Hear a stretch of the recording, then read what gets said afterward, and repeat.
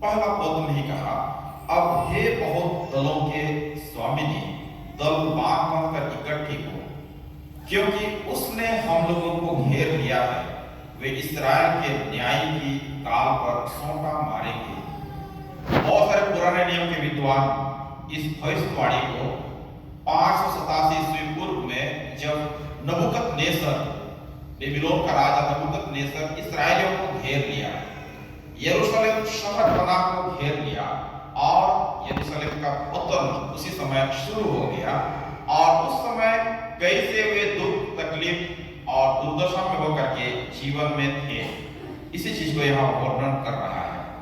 अर्थात मिक्का की घोषणा में हम लोग देखेंगे, इसराइल वो विदेशी शक्तियों के द्वारा अपमानित किया जाएगा, और बेबीलोन वो विदेशी शक्ति है, नबूकदनेस्सर विदेशी राजा है, उसके द्वारा अपमानित किया जाने, और यहां तक कि उसके जो न्यायाधीश अर्थात देश या प्रशासन का जो सर्वोच्च अधिकारी है, वे भी अपमानित किए जाएंगे।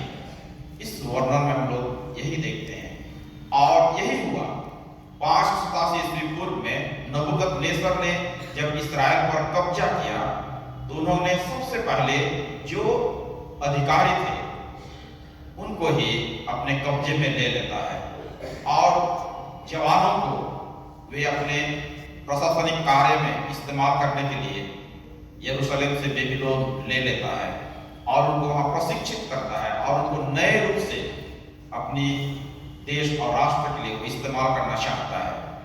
इसलिए यहाँ संभवतः बेबीलोन का राजा नबूकदनेस्सर जब आक्रमण करने वाला था, उस समय की स्थिति को मिक्का नबी ने 8वीं शताब्दी ईस्वी पूर्व में ही भविष्यवाणी किया था।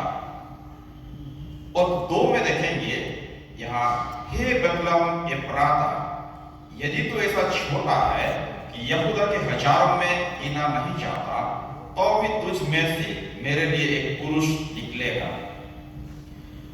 इस्राएलियों का इतिहास में देखेंगे, बेतलेहम बहुत ही विशेष स्थान रखता है, क्योंकि इस्राएल का जो सर्वोच्च राजा या सबसे श्रेष्ठ राजा दाऊद, वो बेतलेहम से ही जन्म लिया था, और बेतलेहम का ही वो स्थायी निवासी था।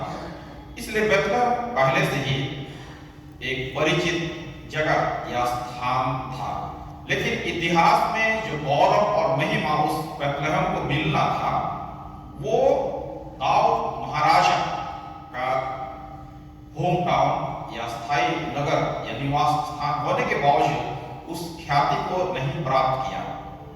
लेकिन आज के इस वचन में देखेंगे, यहाँ उस बेतलेहम को एक ऐसे पुरुष के जन्म के साथ महिमा मिलने की बात किया जा रहा है, और वह पुरुष कौन है?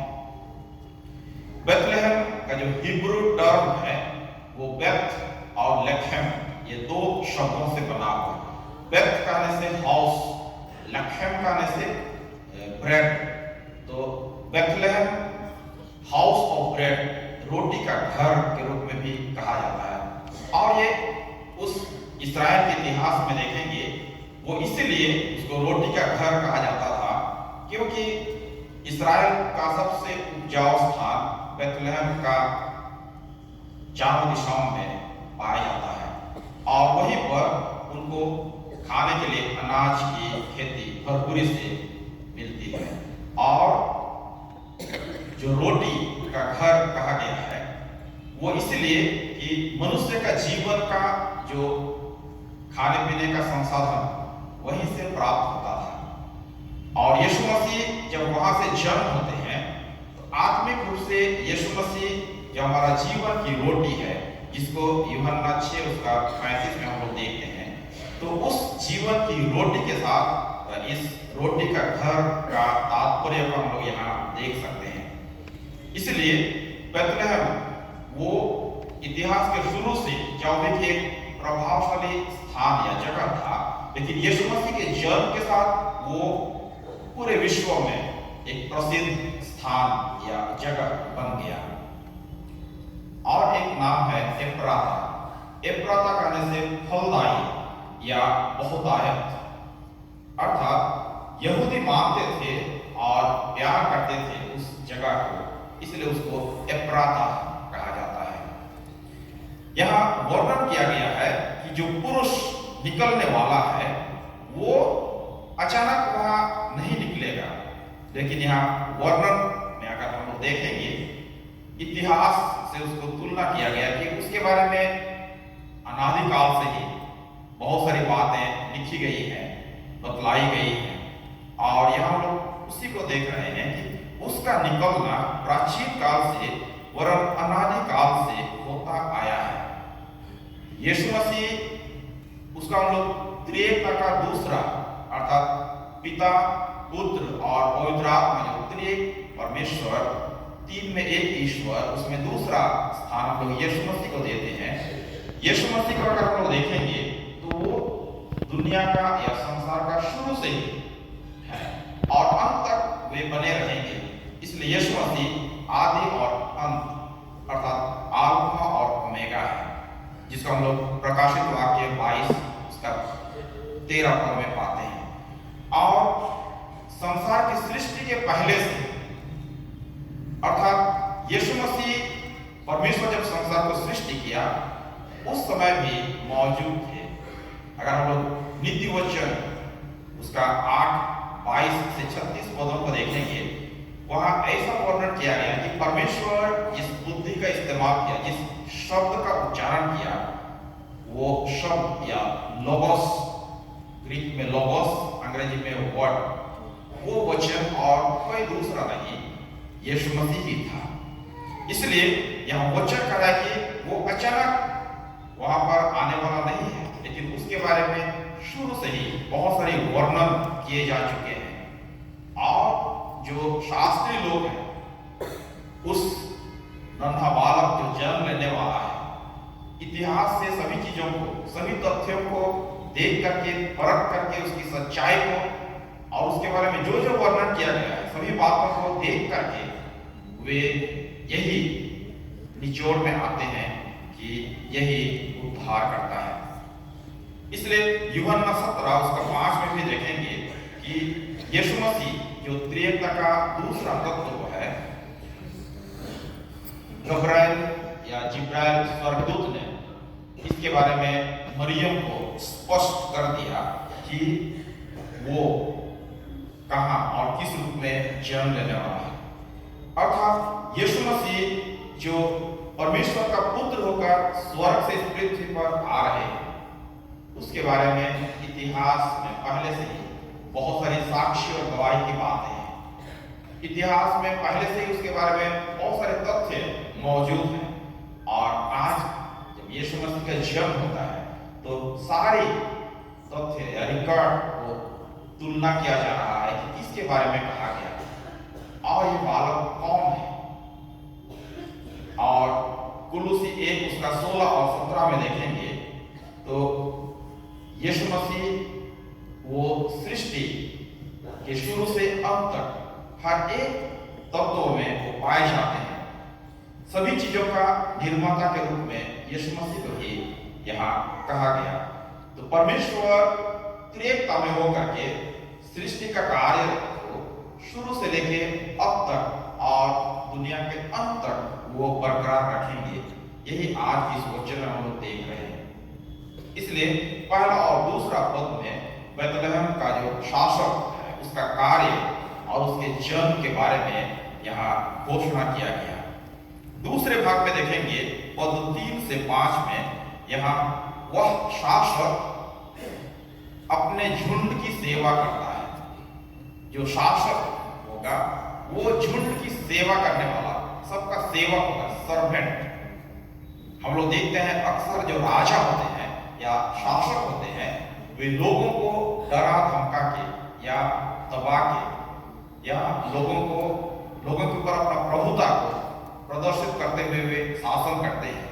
लेकिन ये शासक वैसा नहीं होगा, वो सबकी सेवा करने वाला होगा, वो झुंड की सेवा करने वाला होगा। पद 3 में कहा, इस कारण वह उनको उस समय तक त्यागे रहेगा जब तक जच्चा उत्पन्न न करे।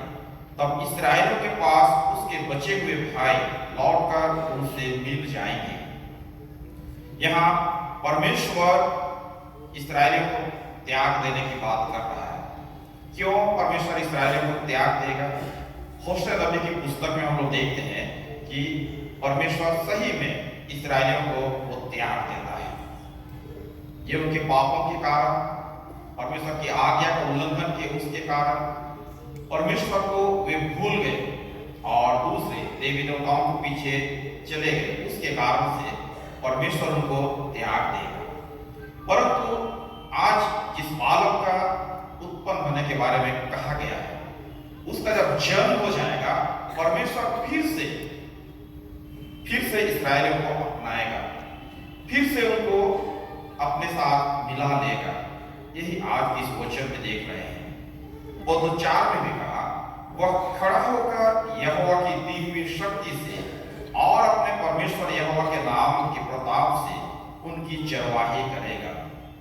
वो एक ऐसा चरवाहा होगा, वो अपने ज्ञान बुद्धि और समझ से नहीं, लेकिन परमेश्वर का अथॉरिटी से, परमेश्वर का आदेश से और उसकी इच्छा और योजना के तहत लोगों की चरवाही करेगा। अर्थात वो चरवाहा अपनी मनमानी नहीं करेगा, लेकिन वो चरवाहा, उसका जो मालिक है, स्वामी है, उन्होंने जो आज्ञा और मार्गदर्शन दिया है उसी के अनुरूप लोगों की सेवा टहल करेगा। अर्थात यहाँ पर हम लोग देखेंगे कि यीशु मसीह हमारे लिए गुड शेफर्ड कैसे कहलाते हैं, क्यों कहलाते हैं, उसी की भविष्यवाणी को आज इस वचन में देखते हैं। यीशु मसीह जो नया नियम में एक अच्छा चरवाहे के रूप में अपने आप को साबित किए, ये मिक्का नबी ने भविष्यवाणी कर दिया कि वो हमारे लिए एक ऐसा सेवक होगा जो सबों का आदर्श और नमूना ठहरेगा। और आगे कह रहा है, वे सुरक्षित रहेंगे क्योंकि अब वह पृथ्वी की छोर तक महान ठहरेगा। इसराइलियों को संभालना, इसराइलियों का रिबिल्डिंग और इसराइलियों का रिहेबिलिटेशन परमेश्वर के उस अनुग्रह को दर्शा रहा है कि वो उस बालक के द्वारा से, उस शासक के द्वारा से इसराइल को फिर से वो पुनर्स्थापित करेंगे, इसराइल को फिर से वो इकट्ठा करेंगे, संभालेंगे और इसराइल को फिर से वो अपनी महिमा के लिए आगे बढ़ाएंगे। तो यहाँ उस शासक के बारे में अंत में कहा, वह शांति का मूल होगा। जो शासक आएगा वो कोई लड़ाई झगड़ा करने वाला नहीं होगा, कोई हत्या करने, किसी दूसरे राज्य पर चढ़ाई करने, किसी दूसरे लोगों को मारने, काटने या संसार में वो अन्याय और अधर्म और अशांति फैलाने के लिए नहीं आएगा, लेकिन वो शांति का मूल होगा।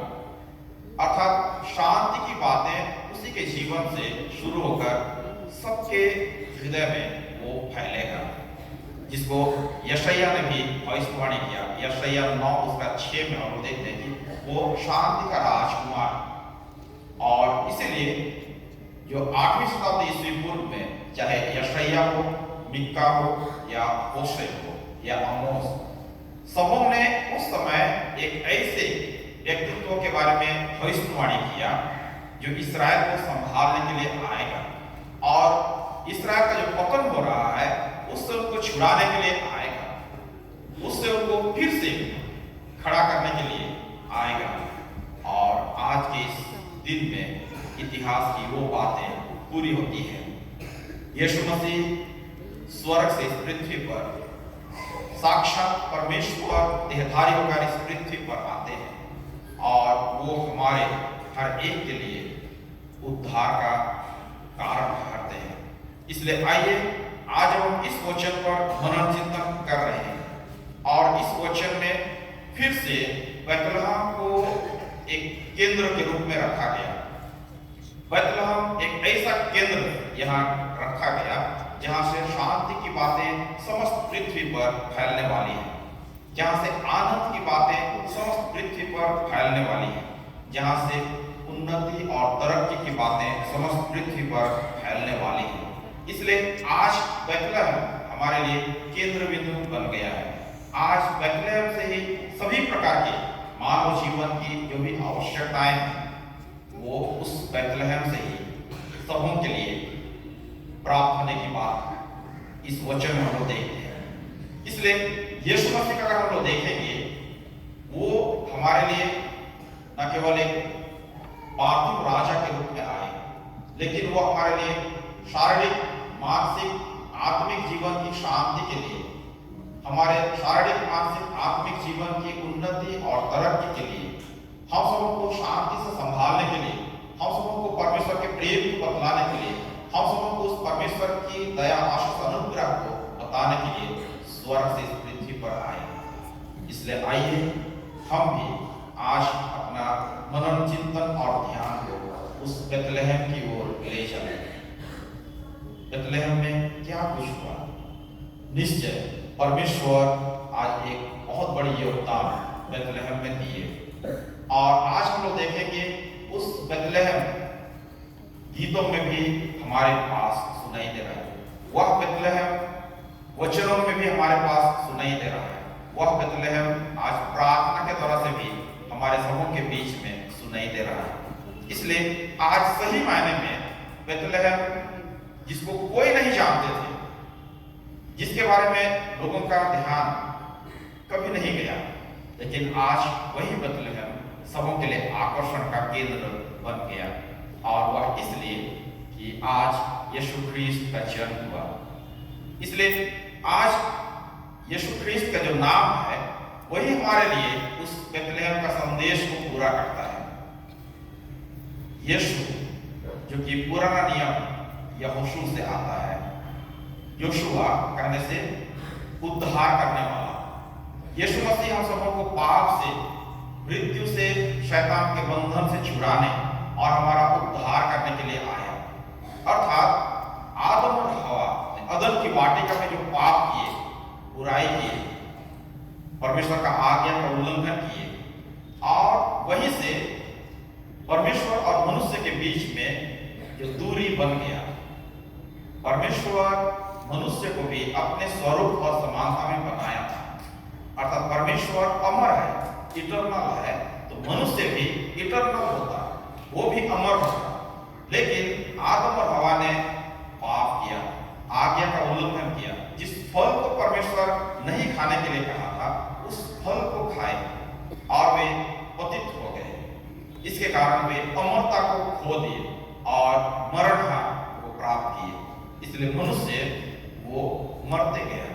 आज भी हम लोग मरते हैं और यीशु मसीह का आना, यीशु जो हमारा उद्धार करता है, छुड़ाने वाला है, वो हमें पाप से छुड़ाएगा, मृत्यु से छुड़ाएगा, शैतान के बंधन से छुड़ाएगा। अर्थात परमेश्वर की सुंदर सृष्टि को जिसने डिस्टर्ब किया और हमारे मन में अशांति को लाया, हमारे जीवन में बेचैनी, तकलीफ, समस्याएं और चुनौतियों को लाया, उन सारी चीजों को दूर करके वो फिर से शांति की स्थापना करने के लिए हमारे बीच में आया। यीशु का एक और नाम है इम्मानुएल। इम्मानुएल कहने से 3 हिब्रू शब्द है, इम, आनु, एल। परमेश्वर हमारे साथ। इम कहने से विथ, आनु us, El God, God is with us. परमेश्वर हमारे साथ है। अदन की वाटिका की घटना को देखेंगे, जब तक आदम और हवा उस फल को नहीं खाए थे तब तक परमेश्वर के साथ उनका संगति निरंतर होता रहा। उत्पत्ति 3 उसका 8, 9, 10 अगर पढ़ेंगे, परमेश्वर प्रत्येक संध्या को आदम और हवा के साथ वार्तालाप करने के लिए अदन की वाटिका में आया करता था। जैसे उन्होंने उस फल को खाया, वहां पर देखते हैं सिनेरियो चेंज हो गया। अब आदम और हवा उस फल को खाने के बाद वे परमेश्वर से छिपने लगे। जैसे परमेश्वर ने पुकारा, हे आदम तू कहाँ है?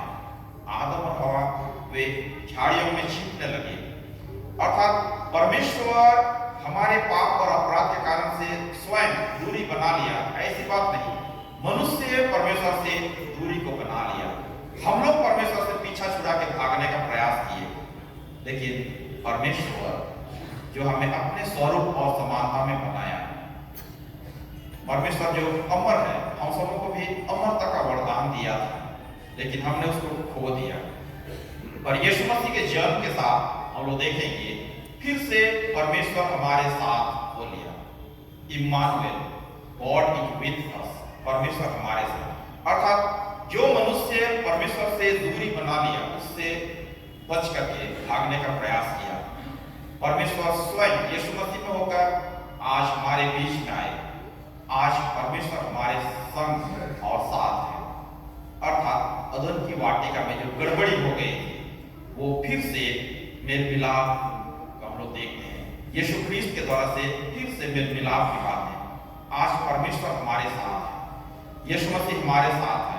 आज हम भी परमेश्वर की उपस्थिति में हैं। और यीशु ख्रीस्त का एक और नाम मसीह या मैसिया।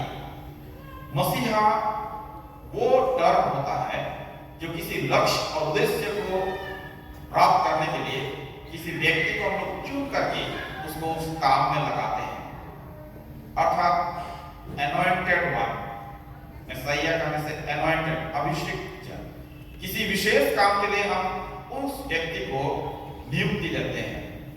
और यीशु मसीह को परमेश्वर संसार से पाप को, मृत्यु को और शैतान का बंधन को छुड़ा करके हम सबों को फिर से उस अनंत जीवन देने के लिए यही लक्ष्य और उद्देश्य के साथ भेजा था। यही यीशु ख्रीस्त का कर्तव्य था कि वो हमारे जीवन में फिर से पाप को हराकर, मृत्यु को हराकर, शैतान का बंधन से छुड़ाकर हमें अनंत जीवन दिलाए। और यीशु मसीह ने वो किया। उन्होंने पाप से हमें छुड़ाया। हमारे पापों को लेकर वो कलवरी के क्रूस में बलिदान हो गए। वो हमारे अपराधों के लिए अपना लहू बहाए और मृत्यु को प्राप्त किए, परंतु तीसरे दिन उन्होंने फिर से जी उठा। और पुनरुत्थान इस चीज की गवाही हुई कि अब मनुष्य भी पुनरुत्थान को प्राप्त कर सकता है। मृत्यु जो अब तक प्रबल रहा, वो मृत्यु हार गई और पाप और शैतान का जो दबदबा था वो भी समाप्त हो गया। मनुष्य अब फिर से जी सकता है, मनुष्य फिर से पुनरुत्थान को प्राप्त कर सकता है। और यीशु ख्रीस्त पुनरुत्थान को प्राप्त करने के बाद परमेश्वर के राज्य को चले गए। अर्थात वे अनंत जीवन के लिए, हमेशा के लिए वे परमेश्वर के राज्य में प्रवेश किए। तो आज हर एक विश्वासियों के लिए भी यही आशा, भरोसा और उम्मीद है कि जो यीशु ख्रीस्त पर विश्वास करते हैं, इसलिए कि वो पुनरुत्थान और जीवन है। जीवन कहने से अनंत जीवन। तो आज अगर हम उस यीशु मसीह पर विश्वास करते हैं, तो आज हमारे लिए भी पुनरुत्थान है, आज हमारे लिए भी अनंत जीवन है। क्योंकि जो मनुष्य जन्म के साथ इस संसार में आता है, उसका मृत्यु सुनिश्चित है, या मृत्यु के साथ वो इस संसार से विदा होगा। ये प्रकृति का नियम है। लेकिन जो यीशु मसीह पर विश्वास करते हैं, हम लोग यूहन्ना 11:25 और 26 में इसी को देखते हैं कि यीशु ने कहा, पुनरुत्थान और जीवन मैं। जो मुझ पर विश्वास करते हैं वे यदि मर भी जाएं तो भी जिएंगे, और जो जीवित हैं और मुझ पर विश्वास करते हैं वे अनंत जीवन को प्राप्त करेंगे, कदापि नहीं मरेंगे। अर्थात आज यीशु ख्रीस्त का आना, परमेश्वर जिस लक्ष्य उद्देश्य के साथ मसीहा भेजा, वो उन्होंने अपना कार्य को पूरा किया और आज हमारे लिए अनंत जीवन को कमाए। अर्थात आज हम भी उस अमरता को प्राप्त करने के लायक और योग्य हुए। इसलिए मीका नबी ने जो वर्णन किया कि इतिहास में बेथलेहम एक समय केंद्र बिंदु बनेगा, एक समय आकर्षण का केंद्र बनेगा, और एक समय एक ऐसा प्रभुता करने वाला शासक उत्पन्न होगा जो समस्त पृथ्वी पर अपना प्रभाव डालेगा, और वो कोई दूसरा नहीं, यीशु ख्रीस्त है। इसलिए आज उसी यीशु ख्रीस्त के जन्म का उत्सव हम लोग मनाते हैं।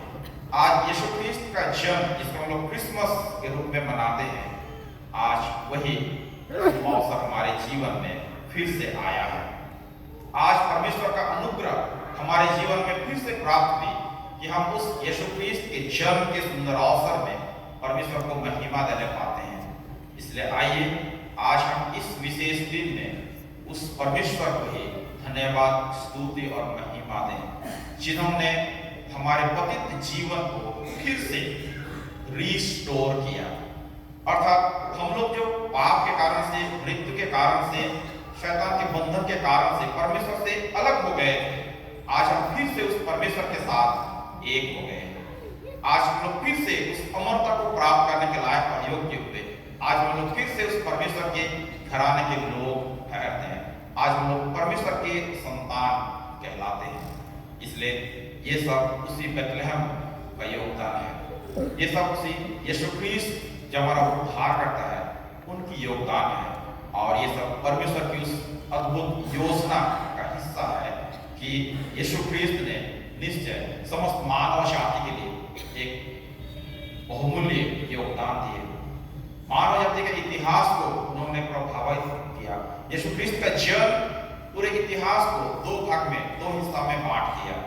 और यीशु ख्रीस्त का जन्म हमारे लिए एक नया युग को लेकर के आया, जिसमें आनंद की बातें, शांति की बातें और परमेश्वर के साथ मेल मिलाप की बातें हैं। आइए हम उसी यीशु ख्रीस्त को हमारे जीवन का प्रभु और स्वामी के रूप में स्वीकार करें, हमारा व्यक्तिगत उद्धारकर्ता के रूप में स्वीकार करें और इस बात के लिए परमेश्वर को धन्यवाद दें कि उन्होंने हमारे जीवन में अपना अनुग्रह को प्रकट किया। उन्होंने आज हमें यीशु ख्रीस्त के द्वारा से फिर से अपने साथ मेल मिलाप कर लिया। यीशु ख्रीस्त के द्वारा से फिर से हमें अनंत जीवन को प्राप्त करने का उस अवसर को दे दिया है। इसलिए आइए हम परमेश्वर की महिमा करें। यीशु ख्रीस्त जो नन्हा बालक के रूप में हमारे बीच में आते हैं, हम उसकी आराधना करें, उसके लिए परमेश्वर को धन्यवाद दें।